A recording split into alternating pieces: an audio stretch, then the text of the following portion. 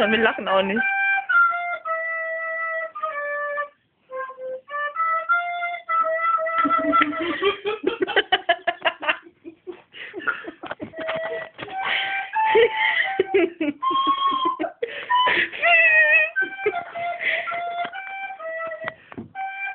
Spielst du eigentlich noch Weihnachten vor?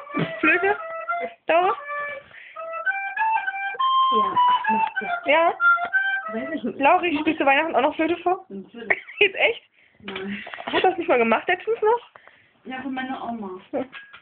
Guck mal, ich kann nur diesen hier. Aber das war es, was ich kann. Guck. Hast du gehört?